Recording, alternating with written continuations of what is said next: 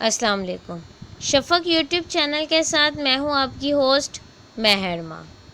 خطرناک جاسوس خواتین، دلچسپ اور معلوماتی رپورٹ۔ شارلٹ کوڈی، انقلاب فرانس کا شدت پسند کردار۔ شارلٹ کوڈی کا تعلق اشرافیہ سے تھا۔ انہوں نے انقلاب فرانس میں باقاعدہ شمولیت اختیار کی تو ایک ایسے شخص کو قتل کیا جس شخص کے ساتھ اپنے مشن پر کام کر رہی تھیں۔ ان کا تعلق گیرونین سے تھا، جو کہ انقلاب فرانس کے اعتدال پسند شاخ تھی۔ یہ بادشاہت کے خاتمے کے حق میں تو تھے، لیکن انقلاب میں تشدد کے حامی نہیں تھے۔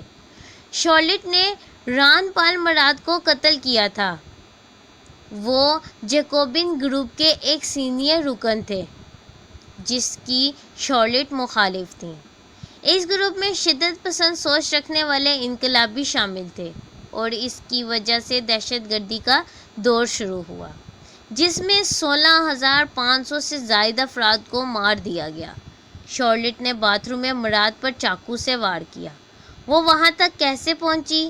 بظاہر مراد کو جلد کا مرض تھا اور ان کے لیے وہ غسل لیتے تھے، اور غسل لیتے وقت کسی مہمان سے ملاقات کرنا کوئی غیر معمولی بات نہیں تھی۔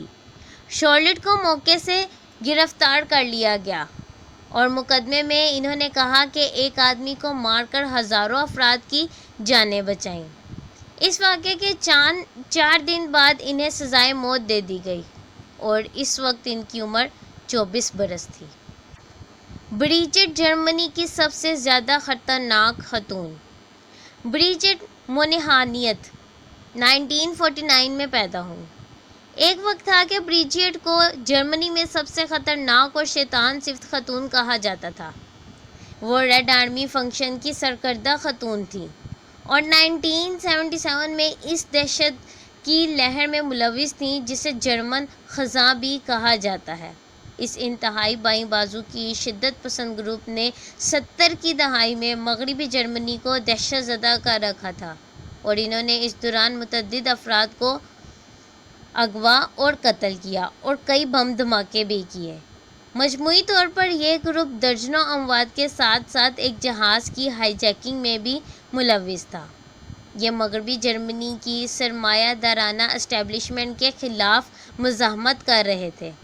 بریجٹ کو 1982 میں گرفتار کیا گیا اور 5 مرتبہ عمر قید کی سزا سنائی گئی۔ ساتھ میں 9 افراد کے قتل میں ملوث ہونے کے الزام میں 15 سال قید کی اضافی قید سنائی گئی۔ اس میں ایک بینکر کا قتل بھی شامل ہے، جس کو پہلے پھول پیش کیے گئے اور ساتھ ہی قریب سے گولی مار کر ہلاک کر دیا گیا۔ اس کے علاوہ ان پر ایک امریکی کمانڈر اور ان کی اہلیہ کو راکٹ لانچر کے ذریعے قتل کرنے کی کوشش کا الزام بھی ہے۔ سال 2007 میں اپنے جرائم پر پشیمانی کا اظہار کیے بغیر اور احکام سے تعاون نہ کرنے کے باوجود انہیں پیرول پر رہا کر دیا گیا۔ اس فیصلے پر جرمنی میں تنازع پیدا ہوا اور اچھی خاصی بحث ہوئی۔ بریجٹ اب بقیہ حیات ہیں اور اپنی زندگی کو حالات کے مطابق گزارنے پر مجبور بھی۔ شی جین کوئی، والد کا انتقام لینے والی دوشیزہ۔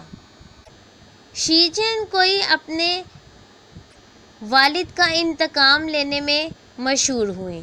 قاتل اپنی کوڈیا خفیہ نام سے بے حد لگاؤ رکھتے ہیں۔ شی جین کوئی کا اصل نام شی گولن تھا، لیکن شی گولن کی بجائے انہوں نے شی جین کوئی کے نام کا انتخاب کیا، جس کے دونوں الفاظ کا مطلب تلوار اور دوبارہ ابھرنا ہے۔ انہوں نے اپنے والد کی موت کا انتقام لینے کی ٹھان لی، جن کا 1925 میں اس وقت کے جنگی سردار سن چین فانگ نے سر قلم کر دیا تھا۔ اس واقعے کے 10 برس بعد جب سی چین فانگ ریٹائر ہوئے اور بدھ مت بن گئے تو شی جین کوئی نے ان کو ڈھونڈ کر اس وقت ان کے سر پر گولی مار کر قتل کر دیا جب وہ مندر میں عبادت کر رہے تھے۔ تاہم وہ جائے وقوع سے بھاگنے کی بجائے وہیں رکی رہیں اور قریب موجود لوگوں نے اپنے اقدام کا اعتراف کیا۔ اور یہ ان کے آئندہ جامع منصوبے کا حصہ تھا تاکہ میڈیا اور عوام کی ہمدردیاں حاصل کر سکیں۔ ایک اعلیٰ عدالتی کیس میں قتل کو دوسروں کے والدین کے احترام کی بنیاد پر معاف کر دیا گیا۔ ان کی وفات 1979 میں ہوئی۔ Mossad agent پینولپی۔ اسرائیلی خفیہ ایجنسی موساد کی ایجنٹ پینولپی کو اریکا چیمبرز کے فرضی نام سے بھی جانا جاتا ہے۔